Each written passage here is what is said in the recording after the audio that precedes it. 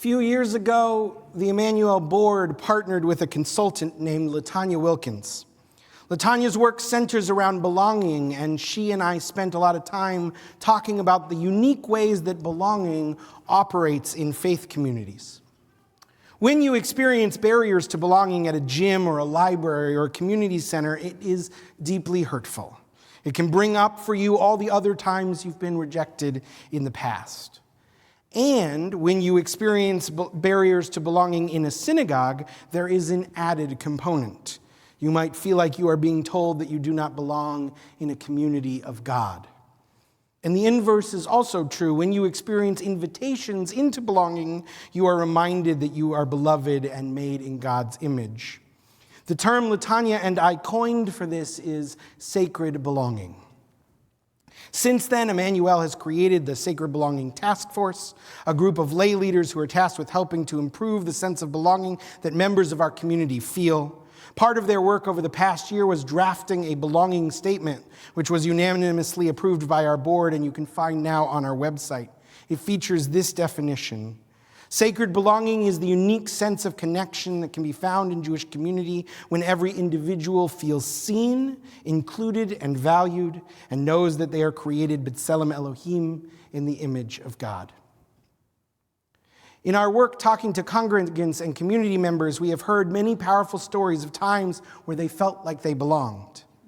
And we've heard heartbreaking stories about times people felt like the doors of Jewish community life were slammed in their face, sometimes by other institutions and sometimes here as well.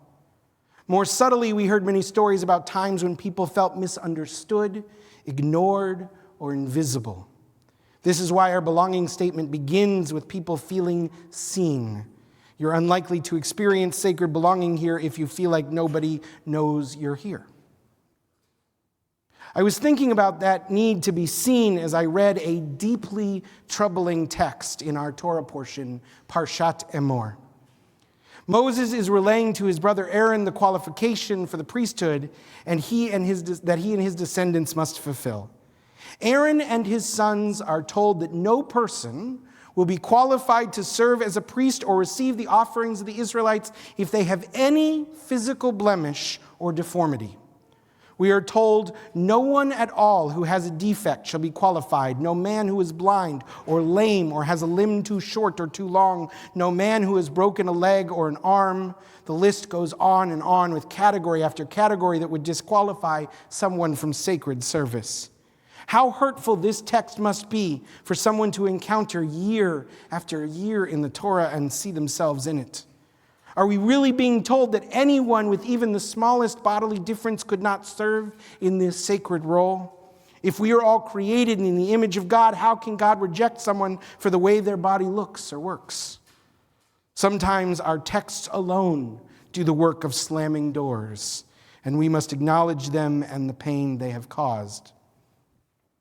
It would be easy if we could just put this text in a drawer and never read it, file it under "that was a different time," but we cannot pick and choose our sacred texts.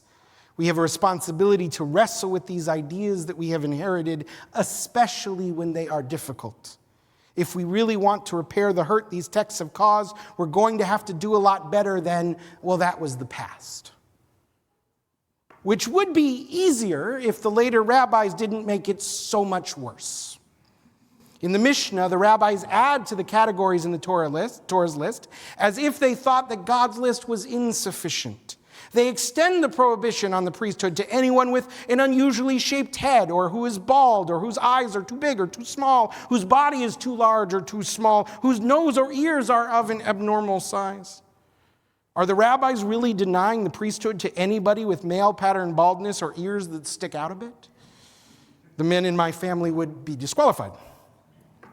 They seem to be describing a level of physical perfection that is impossible. Has there ever been a single human body without a scar or a birthmark, without a unique feature or a small deformity? The rabbis knew this. Elsewhere in the Mishnah, they write, "Humans stamp many coins with one seal, and they are all alike. But the Holy Blessed One has stamped every human with the seal of the first human, and yet not one of them is like another." How do these same rabbis that say we are each like a uniquely minted coin also say that that uniqueness would disqualify us from priestly service?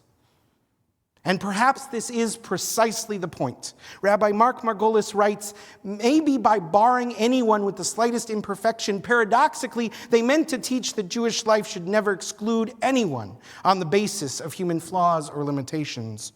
While this portion implies that being physically blemished is incompatible with approaching the divine, the Torah's deeper truth is just the opposite, that the flaws which make us human actually draw us closer to God. Maybe we can see these texts as challenges to the very idea of a perfect or normal body. Nobody's body is perfect because a perfect body does not exist.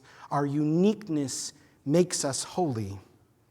Rabbi Lauren Tuckman, who is blind, writes, when we privilege supposed physical perfection, a deeply problematic term, one which disability rights advocates and others have problematized and deconstructed, we send a painful message about the value of those who can't meet this impossible standard, which is both spiritually and psychologically damaging. There is a midrash that says that when the Israelites left Egypt, every single one of them had a disability. They had all been maimed by slavery. Some had rocks or stones fall on them. Others lost limbs. Others got clay in their eyes, which left them blind. It was not that some people were able-bodied and some people disabled. Every Israelite was both, able in some ways, challenged in others. This is how they left Egypt. And this is how they arrived at Sinai to encounter God and receive Torah. This actually creates a bit of a problem for the rabbis. The Torah says that at Sinai, all people saw the thunder and the lightning and the blare of the horn and the mountain smoking. How can it be that some of the Israelites saw the lightning if they were blind?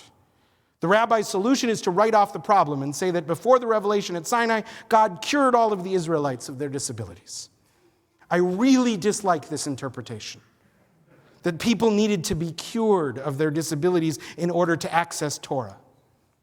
And this is a message I think many of us receive when we experience barriers to belonging in Jewish institutions, that the problem must lie somewhere in us, in our imperfections and failures, instead of in the community itself who creates these barriers to Torah. No, instead I like the interpretation of Rabbi Darby Lee, who is profoundly deaf. He picks up on the fact that the Torah says that everyone saw thunder and saw the blasts of the horns. He explains that as a person who's deaf, seeing and hearing are intimately related. He needs to see a person to hear them, whether he reads their lips or watches them sign. For Rabbi Lee, he experiences Sinai not in spite of his deafness, but through it. Each person at Sinai received revelation in their own way and interpreted it through their own bodies and their own histories. And that is what made the revelation holy. This is what it means to see people, not to ignore their disabilities or differences, but to celebrate the unique ways that the light of Torah is refracted through the prism of their experience. In the Talmud, Rabbi Yosei tells this teaching, all my life I have been troubled by the verse in Deuteronomy, which I did not understand, which says, and you shall grope at noon as the blind man gropes in the darkness. I was perplexed. Why does it matter to a blind person whether it's dark or light? I continued to ponder the matter until the following incident occurred to me. I was once walking in the absolute darkness of the night, and I saw a blind man who was walking on his way with a torch in his hand. I said to him, my son, why do you need this torch if you are blind? He said to me, as long as I have a torch in my hand, people see me and save me from the pits and the thorns and the thistles. Those with disabilities in our community are holding out a light, and we can choose to see it or deny it. One theory for the troubling commandment that the priests cannot have blemishes is that their physical differences could distract the people who are bringing their sacrifices from their sacred work. It is a concession to their prejudices. And this, I think, is a sad but telling understanding. Too often, when people encounter someone with a difference or disability, it makes them uncomfortable. They look away and ignore, or they gawk and they stare. But either way, they do not see the person, only the disability. Jacob Artson is a young person with severe autism who speaks only through a computer and has significant mobility impairments. In an article, he talks powerfully about what it meant for him and his family to finally find a community that accepted him after many years of searching. He writes, "Inclusion isn't just about me, it's about everyone. I have seen the incredible stress my family has endured because of me and being excluded from our Jewish community or having to constantly fight to be accepted as a part of it. After 10 years, we finally joined a new synagogue where people smile at me even if I am sometimes too loud or excited, and no one stares at me like I'm a piece of trash. The kids engage with me even when they are not getting community service credit for doing so." I often wonder how many non-disabled families have the same experience of feeling ignored in their synagogue. When the ancient rabbis were making their excessively long list of disqualifications for the priesthood, one rabbi raised an objection. "Isn't there a particular town where the rabbi has the condition you just described, and is he not allowed to serve?" And they say, "Yes, but he was familiar to them, so it was not distracting." This is what it means to be seen, to experience sacred belonging, to be known in the fullness of your ability and disability such that it is an accepted part of the community. Not ignored or gawked at, but a normal part of you being you. Each of us is that blind man walking in the dark, holding out our torch, desperately hoping our light will be seen. Our sacred belonging statement defines being seen this way. Our Jewish tradition is enriched by the stories of our lives. The uniqueness of each person adds joy and texture to our community. We celebrate our commonalities while we also appreciate that we each bring our own distinct stories and spiritual needs.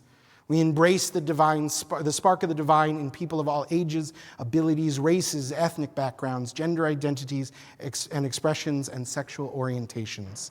This is our goal. We don't always get it right. We have plenty more work to do, but this is the vision. This is the goal. In Judaism, there's a blessing for everything. There's even a blessing for seeing a person with a disability.